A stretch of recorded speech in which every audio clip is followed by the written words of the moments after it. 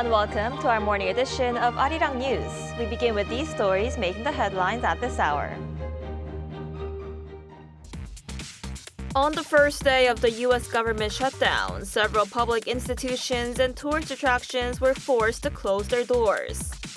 U.S. federal workers are expected to be among the most impacted, with the White House warning that federal workforce layoffs were imminent. North Korea's defense minister met with his Russian counterpart in Moscow and pledged full support for Russia's war in Ukraine.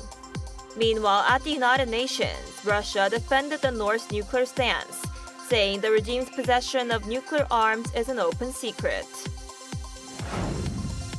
South Korea's current account surplus continued for the 28th straight month in August, reaching over $9 billion. This marked the largest August figure on record. We begin this morning in the United States, where the federal government entered into the first day of shutdown. Both Republicans and Democrats are blaming each other for the shutdown, while market investors expressed hope that the closure will be short-lived and cause little damage to the economy. Our Lee Seung-jae starts us off. The United States federal government has entered a partial shutdown after Congress failed to agree on a new budget due to disputes over health insurance subsidies. The shutdown began on Wednesday, forcing several public institutions and tourist attractions to close their doors and causing inconvenience for citizens across the country. Over in Washington, D.C., iconic landmarks, including the Washington Monument, the National Archives, the U.S. Botanic Garden, and even the Library of Congress have already shut down. While the impact on the first day was limited, analysts warn that the consequences could intensify after October 6th, once the weekend has passed. Under shutdown rules, employees in essential sectors such as defense, law enforcement, and air traffic control will continue working. But hundreds of thousands of non-essential federal workers are being placed on unpaid leave. The Congressional Budget Office estimates that roughly 750,000 employees, or about 35% of the federal workforce, will be furloughed. Those who remain on the job will eventually receive back pay, but only once the shutdown comes to an end. Both parties are pointing fingers. The Democrats accuse Republicans of holding the budget hostage, while the Republicans blame Democrats for refusing to compromise. What they have done instead is to shut down the government because we won't give billions of dollars to health care funding for illegal aliens. Republicans control the House and the Senate, and there's a Republican president. If the government shuts down, it's because Republicans want to shut the government down. Meanwhile, Wall Street appears cautiously optimistic. The S&P 500 closed at a record high on Wednesday as traders expressed hope that the shutdown would be short-lived and cause little damage to the economy. Historically, markets have weathered government shutdowns without much turmoil. But some analysts caution that this time could be different, given a range of economic pressures already weighing on the U.S. economy. As the days pass, the question remains, will lawmakers find common ground quickly, or will Americans face a prolonged shutdown that disrupts daily life and risks a broader economic fallout? Lee Seung-jae, Arirang News. Meanwhile, Russia and North Korea are deepening their ties both on the battlefield and in diplomacy. In Moscow, the two pledged stronger ties, and at the United Nations, Moscow defended Pyongyang's nuclear stance. Our Pyongyang tells us more. On Wednesday, North Korean Defense Minister Ro Kang-chol met with his Russian counterpart, Andrei Belousov, and pledged full support for Russia's war in Ukraine, calling it a defense of sovereignty and territorial integrity. The two ministers then attended the unveiling of a monument honoring North Korean partisans who fought alongside Soviet troops in World War II. Russia called it a symbol of brotherhood forged in fire and blood. The alignment was also clear in New York earlier in the week. At the UN General Assembly on Monday, North Korea's Vice Foreign Minister Kim Sun-kyung declared that Pyongyang will never give up its nuclear weapons. We will never give up nuclear power, which is our state law, national policy, and sovereign power, as well as the right to existence. Under any circumstances, we will never walk away from this position. Then on Wednesday, Russia echoed that message. At a press conference marking Moscow's presidency of the UN Security Council, Ambassador Vasily Nebenzia called North Korea's possession of nuclear weapons an open secret and a reality. You may like it or not like it, but this is the reality. The reality justified by the threats that the DPRK, they really feel threatened by what is happening around the Korean Peninsula, by the activities, military activities, provocative activities. He said those threats stem from what he called provocative military activities by South Korea, the United States, and Japan. Pyongyang, Arirang News. And also at the United Nations, South Korea on Wednesday completed its one-month term as rotating president of the UN Security Council. South Korea's UN ambassador Cha Ji-hoon marked the end of the term with a briefing at the UN headquarters in New York, highlighting September's key achievements. These included a high-level debate on artificial intelligence and its impact on global peace and security. At the briefing, Cha also reviewed major Security Council meetings and thanked member states for their cooperation. The mission capped off the presidency with a reception at the Korean Cultural Center, drawing more than 170 UN officials and diplomats. The UN Security Council, responsible for maintaining international peace, has 15 members, with the presidency rotating monthly in alphabetical order.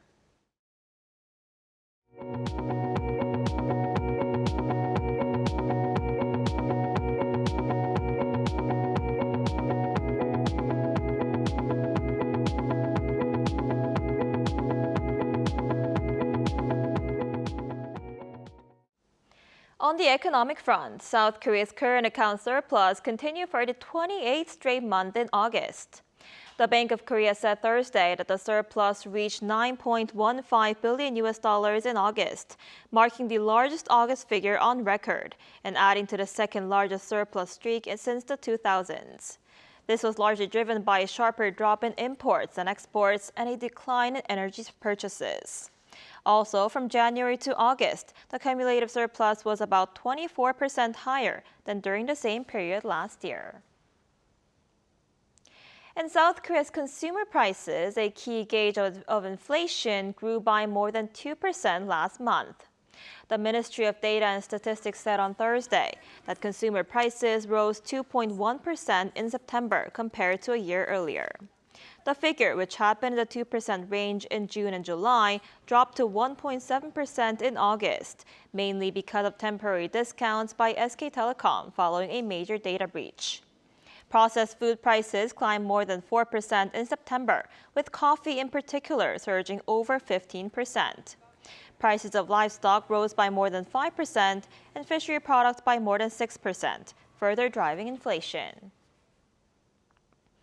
And continuing with the economy, South Korea set a new record for exports in September, despite uncertainties surrounding U.S. tariffs. For more on this and the domestic economy, we're joined today by Professor Shin Se-don from the Division of Business Economics at Sookmyung Women's University. Professor Shin, thanks for joining us this morning. Good morning. My pleasure. So the record high exports in September were largely driven by semiconductors and automobiles. Does this mean tariffs have had only limited impact for now? Well, the total export in the month of September grew 12.7%, and it was 1.2% last month in August. In July, it was 5.7%. So compared to the figure in July and August, 12.7% is really a big surprise. But you have to remember that Korean kind of culture, it is always the Chuseok effect. You know, last year Chuseok was in September, so the export in September, it was very low because of the long Chuseok holidays. So 12.7% increase in the month of September this year. One reason is because of the base effect we call in last year's Chuseok, which was in September. Another thing is that this year Chuseok is in early October, so in the month of September, most of the exporters are shipping their export products prior to October. So there are two cumulative effects. One is the base effect of the last year's September Chuseok, and second one is this year Chuseok is in October, that most of the companies have already shipped export goods in September. That's, I think, why the export has grown very big number in September. So we might expect that in the month of October, next month, I think the growth of export was substantially lower than month in September. I see. I guess we'll have to keep a close eye on the figure next month. And despite the government's cash handouts, retail sales fell in August. Do you think the second round of cash handouts will help boost spending? Well, yeah, it was also a surprise, because the consumption sales in the month of August grew negative 0.5%, and that was 2.4% in July. The government has been distributing 12 trillion won's worth of consumption expenditure coupons to the people, and everybody expected that in the month of August the consumption sales will boost up, but on the contrary, the real fact was that it was negative 0.5%. And most of the expenditure is expected to spend on a convenience store, but the convenience store sales also fell negative 2.9% in the month of August, and it was 0.6% in July. So it was a kind of a puzzle, and one of the explanations that I found was that most of the expenditure was spent on the semi-durable consumption goods like sneakers, eyeglasses, clothing, which has grown 2.2%. So the effect of consumption expenditure, consumption the government expenditure, I think, is mainly focused on consumption of semi-durable consumption goods, and otherwise in other areas, I think there is so far a negligible effect on increase in consumption. I see. And like you mentioned, the long Chuseok holiday begins tomorrow here in South Korea. And it also coincides with China's so-called Golden Week, their week-long national holiday. And just before this peak travel season in China, the Korean government has allowed Chinese visitors to travel to Korea without a visa, seeking to attract more Chinese tourists. How effective will this be in significantly boosting Korea's tourism industry? I'd like to mention two things. First, there has been significant change in the attitude of Chinese tourists. In the past, Chinese are coming to Korea to buy some luxury commodities and very kind of expensive commodities, mostly cosmetics, to spend in Korea. But now they changed because most of the Chinese producers are able to compete with Korean kind of competitors. So they are, instead of spending in Korea, they rather enjoy sightseeing in Korea. So the consumption pattern of Chinese people have changed dramatically. And another thing is that Chinese economy has not been pretty good for the last, I think, 3 or 4 years. So it is, I think, premature to expect, huge number of Chinese tourists in Korea will boost up Korean consumption or Korean, sales. So I might expect that there will be a marginal positive effect of Chinese, tourists in Korea. I see. I guess we'll have to see how that turns out. And also, Professor Shen, before I let you go, gold prices have been surging to record highs amid global uncertainties following the U.S. government shutdown. What's really driving this trend, and do you expect it to continue? Well, I think there are two reasons for the surge in the gold price. One is the United States is economically and politically rather shaky in the sense that there's the partial shutdown of the federal governments. And that kind of confrontations between two parties will have a negative kind of reputation effect upon United States. And also there's a confusion about future direction of interest rates. So economic and political kind of, a frustration on the part of global people, they rather put their money in safe haven like gold rather than dollars. So as long as United States is shaky in economic and political terms, people will switch from U.S. dollar to, I think, gold. And that, I think, would increase the price of gold even further, almost to 4,000 an ounce in a few months.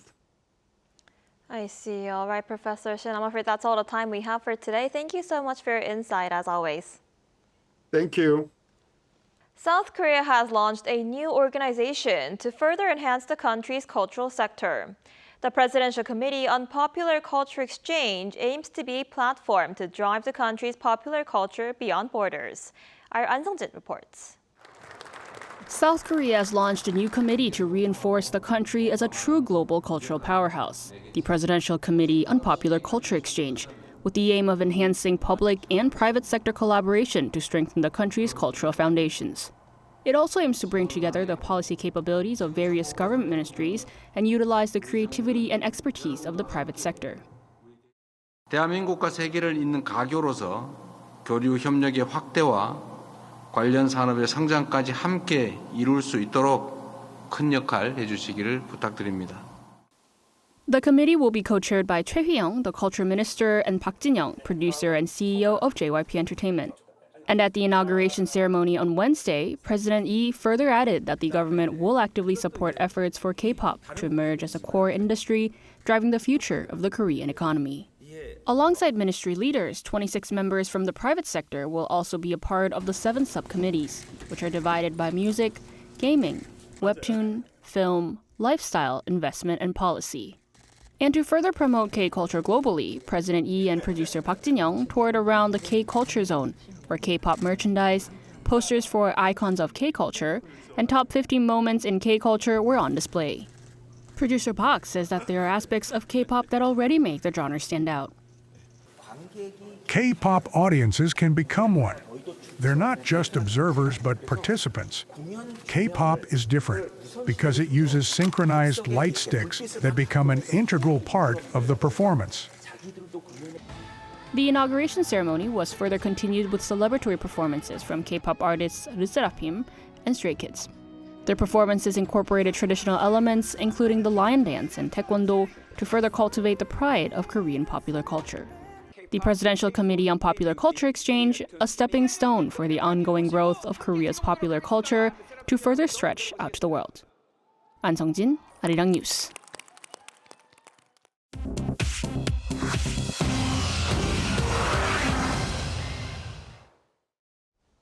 Good morning, I'm Chu Ji-hyun, and this is The World Now.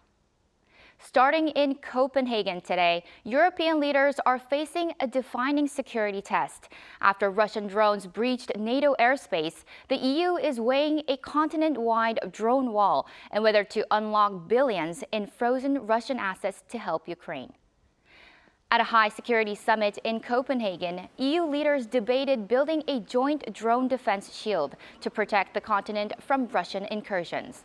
The proposal would connect sensors, jammers, and interceptors across multiple states. This follows drone flights over Denmark, Poland, and Estonia, incidents that heightened concerns over the vulnerability of Europe's skies. NATO says low-cost drones are exposing a costly gap in Europe's defenses.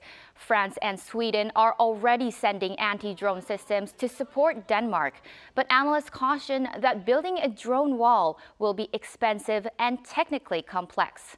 Alongside security talks, EU leaders are divided over using 140 billion euros in frozen Russian assets to support Ukraine. Germany backs the plan, while France and Belgium warn it could spark lawsuits and financial instability. Meanwhile, in Indonesia, dozens are trapped under the rubble after a school collapsed during prayers. An Islamic boarding school in Sidoarjo, East Java, collapsed on Monday, killing 3 people with nearly 100 others injured and 91 still missing. More than 300 personnel are working with drones, scanners, and hard tools, but rescue efforts were complicated by a nearby 6.5 magnitude earthquake, which compacted the debris. Officials say unauthorized construction may have weakened the structure. Families are waiting anxiously near hospitals and command posts, as the next hours are critical. In Ethiopia, scaffolding collapsed at a church packed with worshippers, killing at least 36 and injuring more than 200. The scaffolding collapsed at Menjar Shenkora Aredi Mariam Church in the Amhara region on Wednesday morning. It happened during the annual Virgin Mary Festival, one of the country's largest religious gatherings. Witnesses say worshippers had climbed the wooden scaffolding to view murals when it suddenly gave away. Hospitals in the region are overwhelmed, with some victims transported to Addis Ababa for treatment. Local officials warn the death toll could rise as rescue and recovery operations continue. Authorities have launched an investigation while Ethiopia's government has declared a period of national mourning.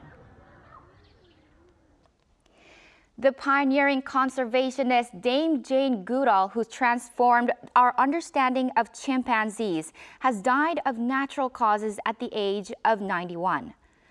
Goodall revolutionized primate science with her fieldwork in Tanzania, documenting chimpanzees using tools, forging social bonds, and showing emotions once thought to be uniquely human. She went on to found the Jane Goodall Institute and the youth program Roots and Shoots, becoming one of the world's most prominent conservation voices. Tributes to her are pouring in from scientists, political leaders, and environmental groups, praising her as a trailblazer whose work reshaped both research and activism.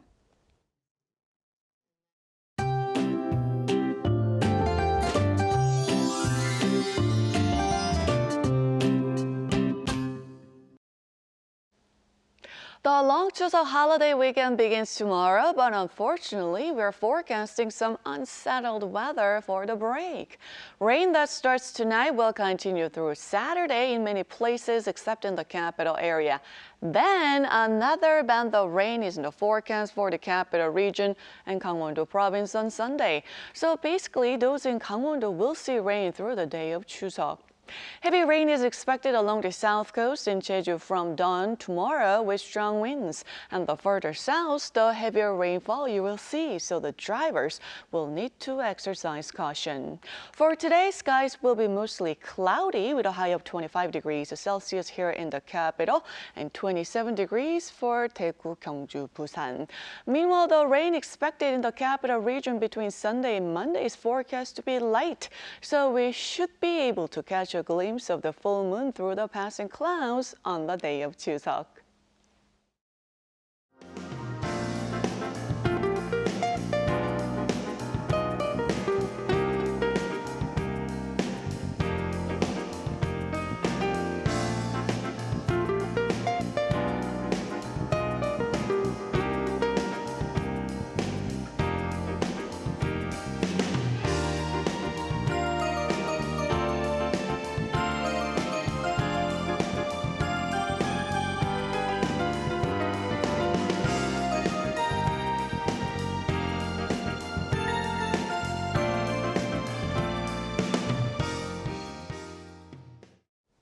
That's all we have for this morning. Arirang News will be back at noon Korea time. Thanks for watching.